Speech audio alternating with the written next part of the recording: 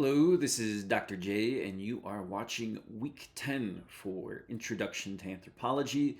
We will be talking about modern times and the everyday reality that we experience. In the previous sections, we looked at the 400,000 year history of anatomically modern humans, 4 million year history of hominids.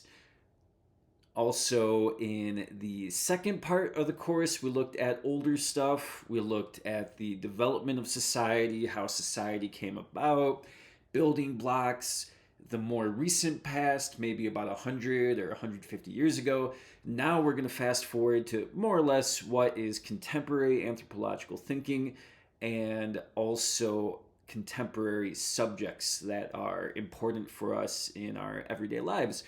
Some key terms that we will be looking at throughout this whole section in the course. We'll be looking at the topic of power and authority, how marginalization and privilege play out in real time, and what type of theoretical approaches anthropology can offer to those subjects. Can also talk about social and cultural critique, anthropology using this idea of hierarchy, human evolution, equality, cultural relativity.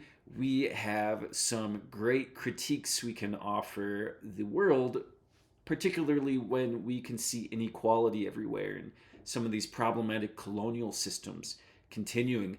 We'll also talk about practice, so we can think of that etic, very big outside perspective, versus the emic, which would be that much more intimate perspective. So we're looking at the idea of practice, everyday practice. Think about doctors, they practice medicine, lawyers practice the law.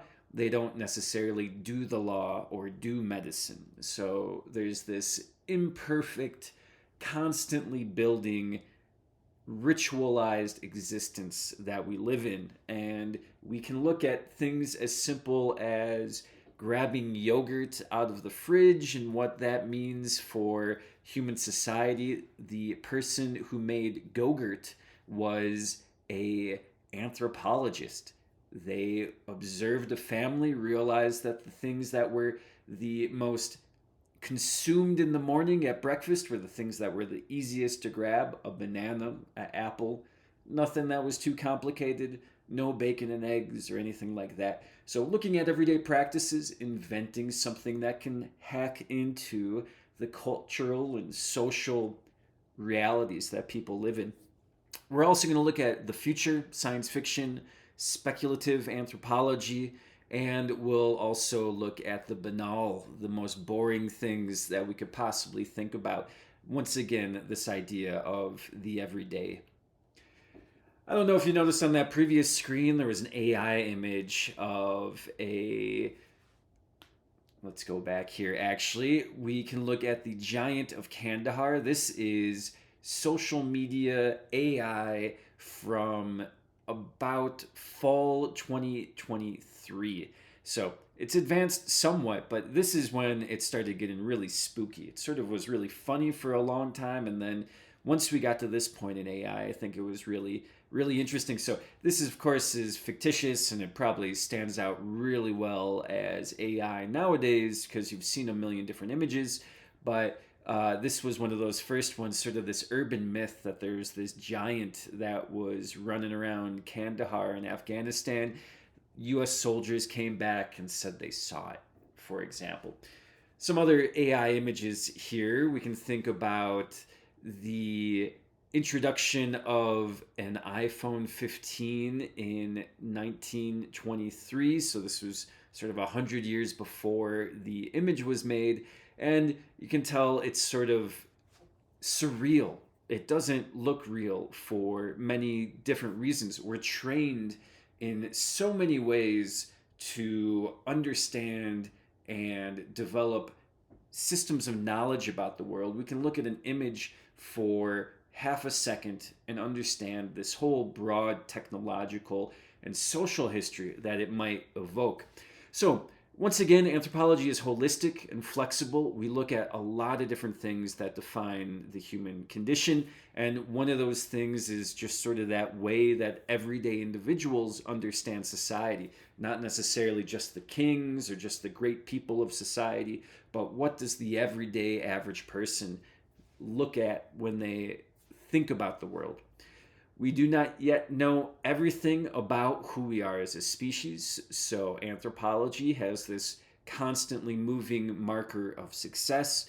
Humans are not only physically and biologically evolving and adapting to their environment, we also have a constantly evolving social and cultural system.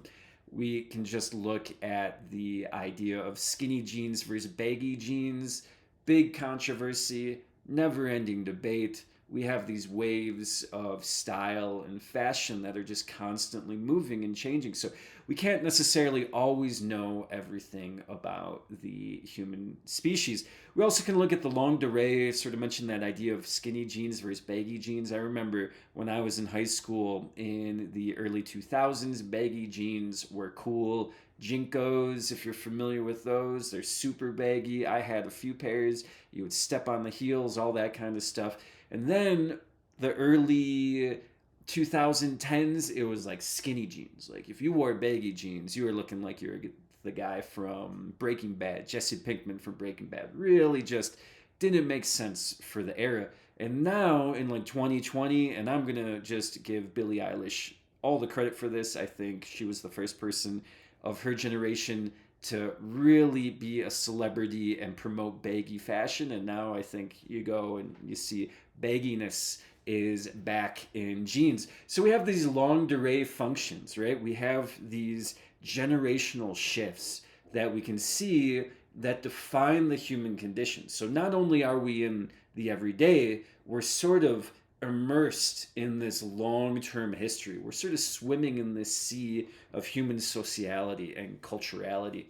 So how do we make sense of this longue durée as we are just trying to, wake up, shower, shave, get some food in your stomach, go off to work, go to school, try to relax a little bit, try to find a girlfriend, try to get married, try to have family, just keep on going down the list of all these basic, simple, everyday challenges that humans have encountered for all of time. So, how do we as individuals negotiate all of these different pressures? Another image here, I think one thing that is very important and increasingly important in anthropology is the use of technology, the way that we are slowly becoming a digital species. Over the course of 10, 15 years, we've just become immersed in social media and smartphones. Before that, it was television. So just thinking in a broader sense also how technology can adapt and define our lives. And this is, of course, a really good example of artificial intelligence. This is Trump going to Kandahar in 1923. Of course, impossible, couldn't happen. Trump wasn't born yet.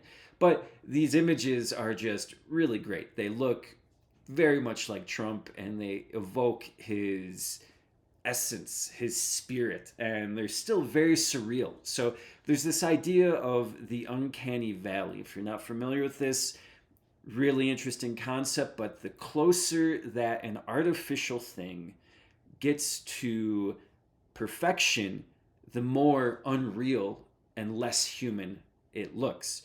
So if you look at this, it captures his essence, but you look at it just very closely and you can see some real standout AI things. So the image on the upper left, just for example, you can see that Trump's ties, which are normally very long, just merge into this sort of bib like overall dress or something, right? So okay, if you didn't see that, now you can see it, and now you can unsee it, and it's just this thing that's so very obvious. So it went from it being the closest artificial intelligence has ever been able to create images, yet we see it is the furthest from reality possible. And this really is the gap between our hopes for technology and how we view technology versus how we practice and use technology. So, what people say technology is versus what technology actually is. This is very much an anthropological concern. What people say something is versus what things actually are. Here's another one. I think this was right after the Johnny Depp Amber Heard trial. Won't get into that right now, but Amber Heard was very popular at the time, and this was another set of very early viral AI images. And at the time, it looked just really spot on. I'm looking at it right now. It's definitely looking a little bit more cartoony, a few years removed. There's definitely some weird things with, like, if you look at the lower left hand corner, there's a weird hand thing going on. There's a little bit of shininess. And once you compare all these images as well, too, you can see some minor differences in how all these different faces are constructed. So something just to think, reiterate once again, this uncanny valley idea. The Giant of Kandahar is another example of how technology is meshed and graphed onto society and our cultural understandings of the world. These look great to me still. Obviously, very surreal and animations, but there's just something about the shadows, and they do look sort of so detached from society that they could possibly be real. But this is also, I think, another really good example of how urban legends and myths and different ideas can really continue to permeate even as our technology adapts. So this was initially an urban myth started by soldiers in Afghanistan, U.S. soldiers in Afghanistan, and then it somehow made its way to the internet, and then we got this viral Giant of Kandahar sensation going on. Just another one last one, I promise. Looking at Jurassic Park in Kandahar in 1923, sort of really surreal and very well done, and very interesting to think that a computer just created this in 10 seconds. So we can have this very abstract concern. Let's think about the everyday. Think about when us as humans can sense when something's real and authentic and authoritative, and then when we can sort of call the world's bluff and see when things aren't right, when us as sort of these human computers don't necessarily understand or compute what's going on, right? So we have these very complex things going on in our world that we need to deconstruct in very practical terms to get away from that very theoretical conversation about power, authority, representation, and the uncanny valley. We also are going to talk a little bit about applied anthropology. So in this section, this is very much rooted in that idea of power and authority, but anthropologists actually going out and trying to have some form of intervention into the problems that they see in the world. And we can call this applied anthropology, transforming anthropological knowledge into everyday change. And on the screen here is Paul Farmer. Paul Farmer actually passed away in 2020. But for the longest time, he was one of the foremost standout anthropologists. He was an MD, medical doctor, PhD in anthropology. He worked at a hospital, and he also was a professor at Harvard University.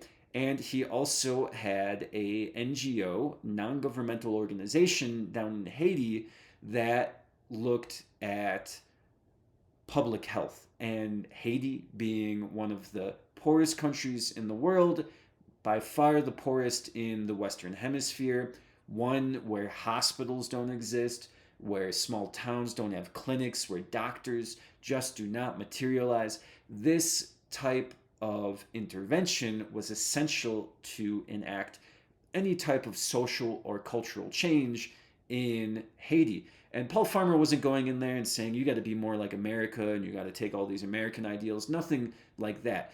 Rather, cultural change in a way that will be able to prevent human suffering and trauma. And so there's a bunch of different examples of what he did, but he speaks Creole, Haitian Creole, very specific language, and he's able to communicate just basic things about like what happens during a pregnancy and how to prepare in case something goes wrong, or being able to identify something that goes wrong and being able to translate those very simple and basic medical contexts to a population that has not had access to doctors, much less Creole speaking doctors. And he's done a lot more in his lifetime. He helped deliver aid after significant natural disasters, and he also was very significant in establishing a network of AIDS treatment centers throughout Haiti. We can also talk and think about a key term, the Anthropocene. This is the time since when humans have been the dominant influence on the Earth's geology, climate, and environment. And just to think about SpongeBob SquarePants' origin story, many of you might not have pieced this together. Most of you have probably grown up and have at least seen one SpongeBob cartoon or a clip from him, or you know who SpongeBob is, but he lives down in the Bikini Atoll, and this was a island in the middle of the Pacific that was used for a number of nuclear tests in the 1940s and 50s. And so SpongeBob SquarePants takes place in this heavily nuclear radiated space. Thinking about the ways that humans have shaped and manipulated and influenced the world. In Bikini Atoll, there was an indigenous people on this island. They had to be relocated. We get the word bikini from these people. A French designer saw the name bikini in the news and decided to name his swimsuit bikini after this island. We can also think about the long-term ramifications of radiation on these islands. Only recently have elderly people allowed to been returned to the island, but young people, because of developmental issues with radiation, will not be allowed back to return for some time, as well as anybody who's of the age that they could procreate, because there would also be developmental issues. So it's more or less a retirement community for an indigenous space that had been bombed into nuclear oblivion 70 years ago. Other ways that we've shaped human existence, there's really good evidence that in the early agricultural stages of the earth, when we were doing things like slash and burn agriculture to cut down all the trees in an area, release all of the carbon in those trees by burning them, creating this very carbon rich soil, and then cultivating that for years and moving on to another place, that caused the temperature to change. And the ice age, as we know it, ended because humans were more or less burning so much wood. Can look at other different ways we've caused extinctions, greenhouse gases, any ways that the human race is influencing the earth, we can talk about as anthropologists. You also have the ethnosphere, so you have the Anthropocene, which is the era in which humans have been influencing the earth and become the dominant species in the earth. And then you have the ethnosphere, which is the sum total of all human knowledge across time. So at the start of this lecture today, I mentioned 400,000 years ago, more or less, when we may have had some of the earliest human species. We can also look at 4 million years ago for early primates, all that kind of stuff. But zeroing in, we really don't have much written evidence more than 5,000 years old. We have the Epic of Gilgamesh. We have very little in between then and about 1,000 years later, and another leap another 1,000 years later, and we just really don't have a whole lot of knowledge about all the different arts, beliefs, practices, and that holistic whole that makes up the human experience. So there's more or less this huge missing chunk of human cultural knowledge that we do not know about. And there is some efforts that we can make to sort of try to backdate some of this knowledge, try to do some cultural archaeology. We have the Epic of Gilgamesh. That's one of the earliest written stories out there. And then we have the oldest written story ever told, which is out of Samaria. So that's contemporary Iraq. So we can think, other than that, we don't have any other older written information. Can think about how local issues are connected to global processes as well. So in Milwaukee, I mentioned it being the center of the world for some people. For me, I grew up there, I was born and raised there. Every single story I have somehow involves Milwaukee. Looking at this, 95% of California avocados sold today are descended from a single tree planted in 1926 by a Milwaukee postman.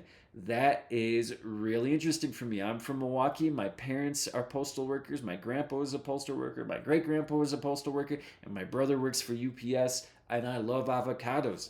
All right, wonderful. Thinking about all these just complex global processes and how I can center myself, or how we can center ourselves in a big, larger story that is just one small little part of the ethnosphere and the Anthropocene and all these different scales of time that we can talk about. So the oldest story ever told is not necessarily written down, but is one that is deduced to be about 13,000 to 37,000 years old. So the story goes, long ago, 4 giant beings arrived in Southeast Australia. 3 strode out to other parts of the continent, but one crouched in place. His body transformed into a volcano called Bonjbim, and his teeth became the lava the volcano spat out. So this is from the Aboriginal people Gunjmit Mara in contemporary Australia. There has been some research that's been able to deduce this orally transmitted story, one that has been passed along through oral histories throughout time, has been traced back to most likely a volcanic eruption in 37,000 years ago, KYA. And the earlier assumptions for inhabitation were 13,000 years ago in the same area, just based off of an X. So combining those two, though, this massive geologic event and other knowledge, we can date back this significant volcano eruption and see that Aboriginal people possibly have a cultural tradition that dates back nearly 40,000 years. Even if they didn't arrive on Australia until later, this might be something that's sort of transmitted through time. So interesting to think a different way outside of written history. What are some ways we can deduce how we are connected to this past, right? How those long-term processes really connect us. We can also look at anthropology of the body. So once again, thinking about the individual experience, how do we sense the world? What is the way that the world can be fleeting and momentary, ephemeral? How can we situate our bodies, which are very important aspects of our biological existence, and the senses that we have associated with the body? How do we relate that to cultural understandings of the world? And I can point towards this. I think this is something at least every single society and culture and community I've ever been to, if I asked them if they had crayons for children, they would say, yes, we do. And if they didn't, they'd be like, would you like crayons? They'd be like, yes, we are out of crayons. We need some more crayons for our children. And I think everybody has this big experience with crayons growing up. And you can smell those crayons without even having them present. You know what those crayons smell like. You can put your hand in that box of crayons, that mismatched, broken box of crayons at the end of the school year that never got to go back in place where it should have been in the box, right? And it's just sort of this messy jumble up. You can put your hands and you know how it feels. You know how the dirty crayons feel. You know how the clean crayons feel, right? You just can remember those senses. And aligned with those senses, we might be having a lot of references to our own childhood or the childhood of other people. And so we can think not just the sensory experience and the physical experience, but how those experiences link up with memories and our understandings of different phenomenon in the world. Medical anthropology goes along with that idea of our everyday experiences with the body. We can also look at Paul Farmer. He is a medical anthropologist. There are many medical anthropologists. If you want to go get a degree in anthropology and a BA and go work and use your anthropological knowledge day one after your anthropology degree, you can go work in a hospital and you can do cross-cultural communication. You can look at situating medical knowledge in individuals' homes and how medical practices are culturally defined by domestic spaces. We can ask, what does it mean to be healed, and what does an ideal of health mean? What it means to be healthy is different in each and every country and society. Just think about if you've ever had a food from a different culture that was unappealing for you. Most likely it's because it made you feel nauseous, and so it made you feel unwell. It made you feel dis-ease. It made you feel some type of disease, even though it might not have been a biological or viral disease. So what cultural, political, social, and economic conditions affect the body and allow us to understand what the good body looks like and what the bad body looks like?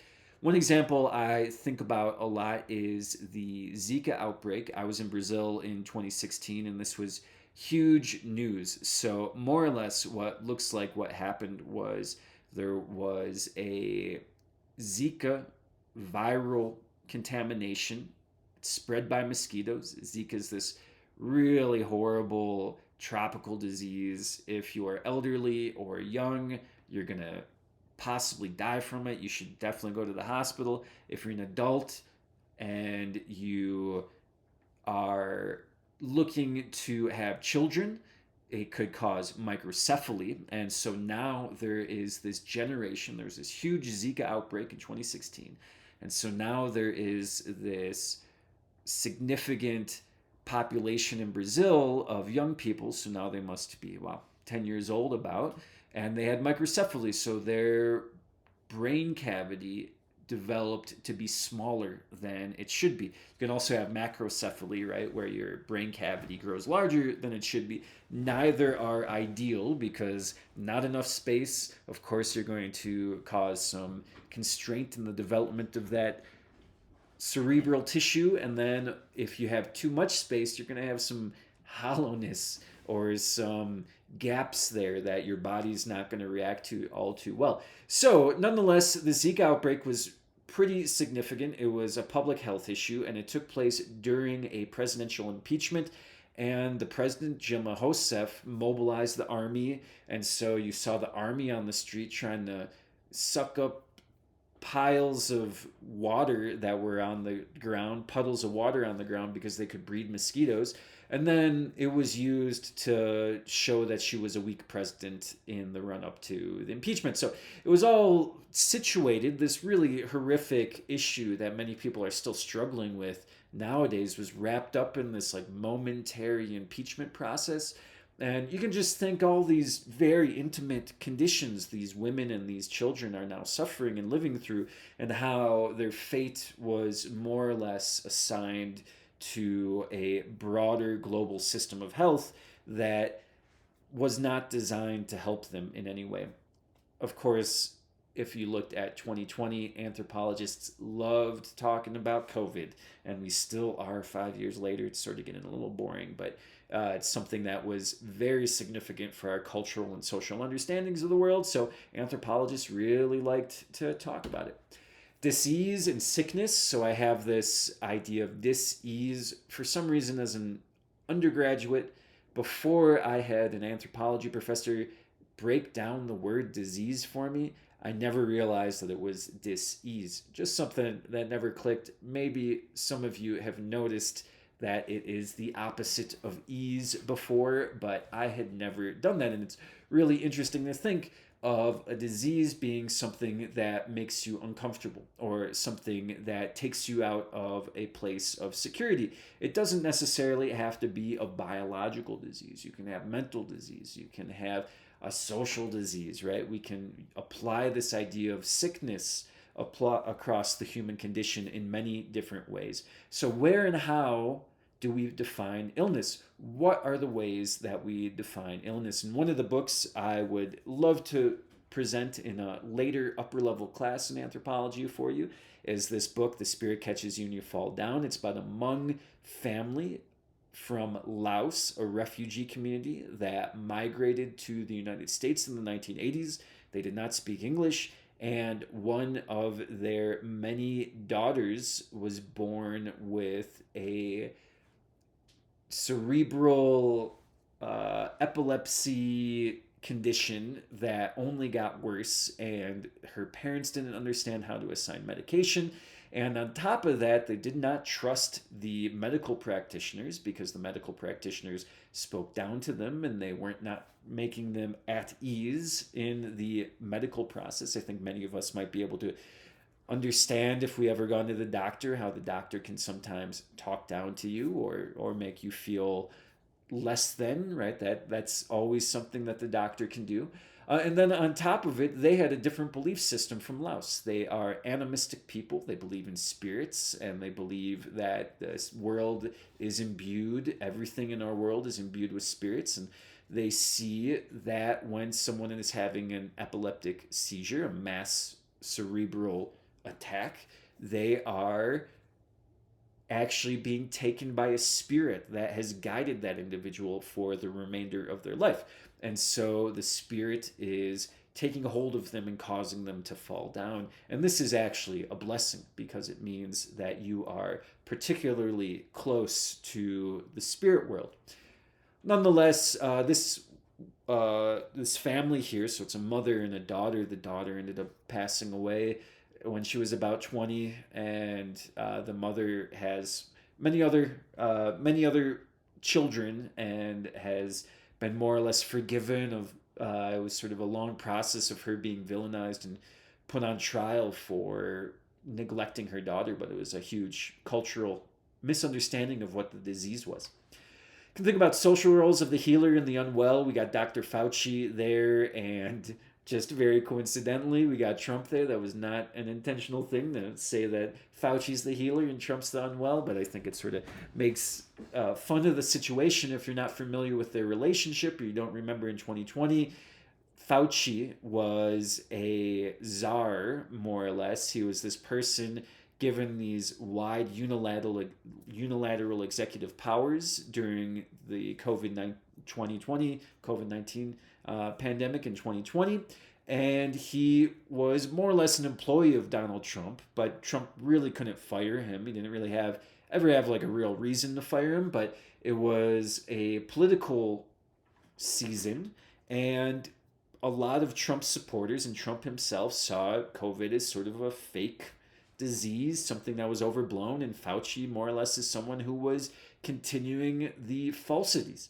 But there was this love-hate relationship, more hate than love between the two, and we can just think the different roles that those two individuals had. Both of them were meant to be caring for us. One is the president and the ruler of our nation, and then another one as a healer, someone who was in charge of coordinating a mass biomedical industry towards resolving a very specific plague that was swiping over the globe, right? So we have these two different individuals, both with very significant power, but Fauci's role as a healer was very different than Trump's role as a politician. And these are very significant when we're talking about medical anthropology. It's not only what we understand as being well, but who is in charge of curing us and who is in charge of telling us when we are unwell. Medical anthropology has a long history. Franz Boas, if you remember from many of the weeks, I've mentioned Franz Boas a few times, more or less the forefather of anthropology in the United States, four-field anthropology.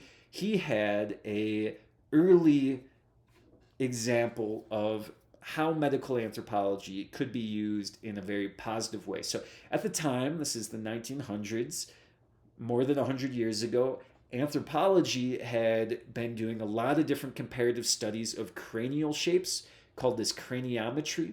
And this was very closely related to eugenics, which is more or less the idea that one race is better than another, and we should use medical practices to guarantee that that more fit, evolved race, which was the white race. I do not agree with this. This is just the discourse. But the white race was meant to continue to breed, and then non white people were sometimes even sterilized and discouraged to breed. But so we had this idea, this very problematic racist idea. And Franz Boas at the time was like, wait a second, this just sounds like you're just being racist and using medicine to justify your racism. Whereas if we look, we can see, and Franz Boas did an alternative experiment measuring the cranial dimensions of people. And you can see on the left, there was this idea that, okay, Greek people have this like perfectly spherical brain, which, if we know, that's sort of an ideal shape for the human, anatomically modern human, having this big ball like head. Whereas if you look at older species in the hominoid lineage, the cranium tends to get elongated a little bit towards the end. So we see this really bad scientific comparison between Greeks and this like ideal skull, and then African Americans or black people with this skull that looks very much like a chimpanzee's skull, than a chimpanzee's skull, which looks very much even more evolved than the previous skull. So what Franz Boas did was he took a bunch of different measurements, and one of the big things is, cranial capacity is larger in whites and lesser in everybody else. So that proves that we're evolved. And what Franz Boas did was he went to the tenements of New York at the time, so these slums of New York at the time, and he went and he analyzed English slums and German slums and Italian slums. And then he compared the measurements to wealthy people from England, Germany, and Italy. And what he found was, even though they shared a similar genealogical lineage, they came from the same genetic population, they had different brain sizes. And most likely, what the result of that was, or the producer of that was the lack of healthy living conditions. So context, social and cultural context, played far more significant role in the shape of someone's brain compared to even genetic lineage. So we can see this is sort of this race theory getting broken down, using medical knowledge to disrupt this very racist idea of the world that was being constructed at the time. Anti-racist medical anthropology is still very important. So this is on the right-hand side of the screen here, is a favela in Rio de Janeiro, or excuse me, in Sao Paulo. It is the largest favela or shanty town in Latin America. And if you look on the right-hand side of that image, and actually the one on the top left, the right-hand side, you can see an almost brand new condominium building, and these are like $1 million condos, and they're sort of going into this shanty town. And this is just this great system of contrast here. And if you look, the image on the bottom, I think it's 16 years later. So that first image was very famous when it was taken. It almost looks like Photoshop. And then on the bottom, you can see the trees have gotten larger, and the buildings on the right, or excuse me, on the left, have densified. They've added stories. And I've lived in communities like this. It often is, I got some extra money at the end of the year, I'm going to buy 50 bricks and I'm going to build one wall. And so after the course of 4 years, you got your 4 walls, and then you got to find some money to go make a roof. And so you get these sort of step-by-step construction processes. Of course, the $1 million condos, they just have more trees, but they don't have that capability of just stacking one house on top of another. So this is a map of the area. You can see in the orange Peresopolis, and I'm sorry, this is in Portuguese. I can read it in Portuguese. Em domicílios com muitos moradores por quarto, pode ser praticamente viável adotar medidas de isolamento caso algum morador apresente sintomas de coronavírus ou seja de um grupo de risco. Okay, what's this say? So in Paraisópolis, which is the name of the favela, the shanty town, in domestic spaces where there are a lot of people living per room, there can be almost no way to adapt methods of isolation for people with coronavirus or groups at risk. So, what we can see here then, there's this study, this report that was produced during coronavirus, and Itambibi, which is one of the wealthiest neighborhoods in in Sao Paulo, only has 2% of households that have more than two people per room. Whereas if you go to Paraisópolis, that shantytown, that favela, 44% of households have more than two people per room. So now, if you just think about this idea of what a favela is, this sort of informal community that developed outside the regulations, poor community, working class community, versus Itambibi, which is this wealthy $1 million neighborhood.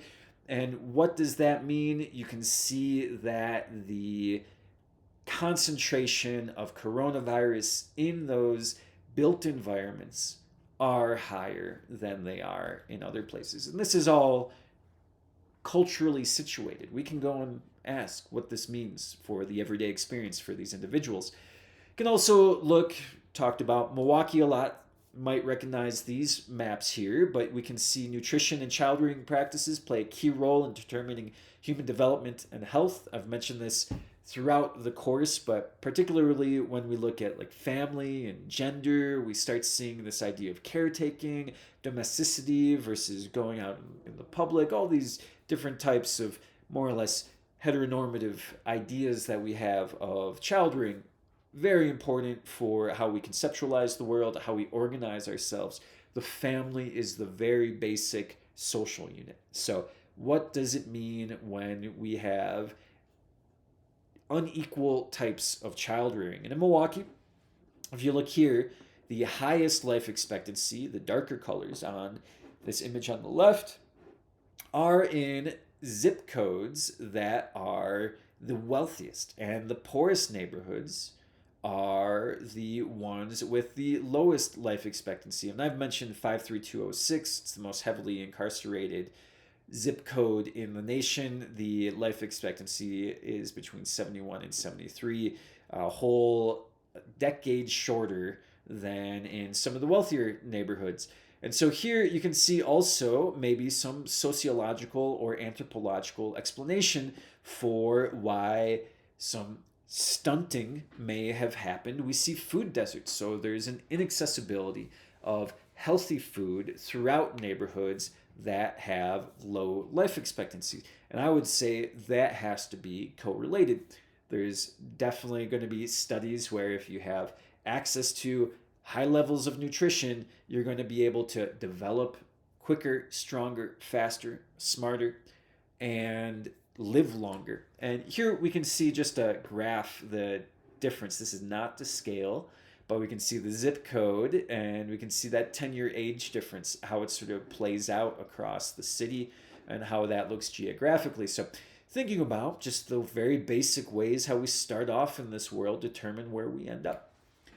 Can look at healing rituals. I shared with you a documentary, Mad Masters. I'm going to give two caveats. The link is on the Canvas page, but there are some incorporations. So what happens in the documentary is that there is a ritual where a bunch of individuals from a city go into the interior. They go and they adapt a very specific ritual space. So this is often called disintegration. They leave the dominant society and they enter this very specific ritual space, disintegration. They enter this liminal space, so this space that only exists when the ritual is underway. And then at the end of the ritual, they reintegrate back into society, having been changed in some way, cleansed or healed in some way. Victor Turner, who is a classic anthropology writer and theorist, called this structure versus anti-structure. So during most rituals, we do taboo things and we enact very specific social roles. And so during this ritual in the Mad Masters, we see people incorporating. They more or less take on the spirit of these colonial masters. One of my students once said it reminded them of seizures. It's definitely not seizure inducing, but something just to mentally prepare for before you watch it. And then similarly, along lines of that taboo issue, there is a dog that is sacrificed during the ritual. What you see is the dog, you see them preparing to kill the dog, you don't see the dog die, and then later on you see them eating cooked pieces of the dog. It's not graphic at all, but it might be disturbing for some people. And that happens about halfway through the documentary. Everyone's in this incantation. The moment you get the dog on the screen, just fast forward a minute if it's something you don't even want to think about. Mad Masters, it's also by Jean Roche, if you remember from Jaguar fame. So this is very different than Jaguar because what we see is there are cameras and video getting recorded at the same time. So it's in 1955. This is a step up for Jean Roche, where there was mostly voiceovers and added audio in that other documentary.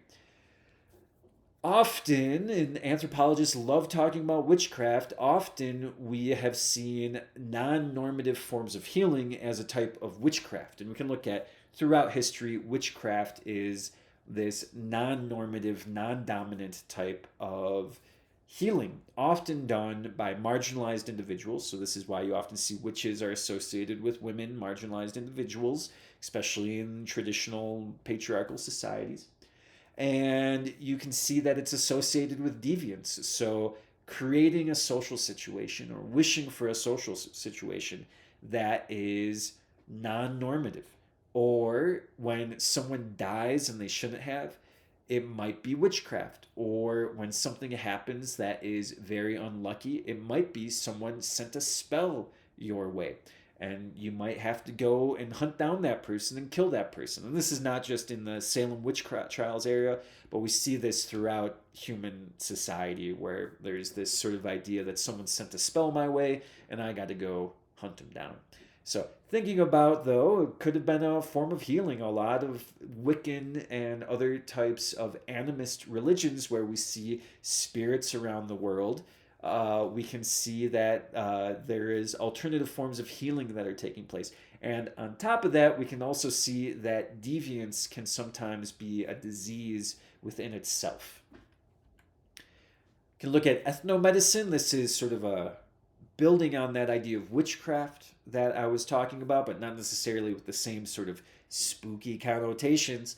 But ethnomedicine is just looking at non-Western forms of healing. So looking at midwives, doulas, so midwives help with the birth, doulas help after the birth, herbalists, bone setters, imagine all the knowledge that you need to go out into the woods and find a bunch of leaves that dull your pain or cure upset stomach. Imagine what's going to happen if you break a leg. Not everybody knows how to set a bone, so you have to have a very specific, advanced type of knowledge.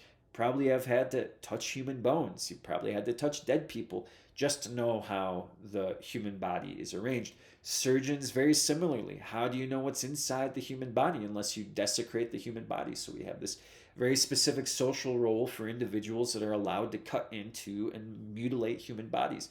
And similarly, we have shamans, people who are centers of the magical space in a community.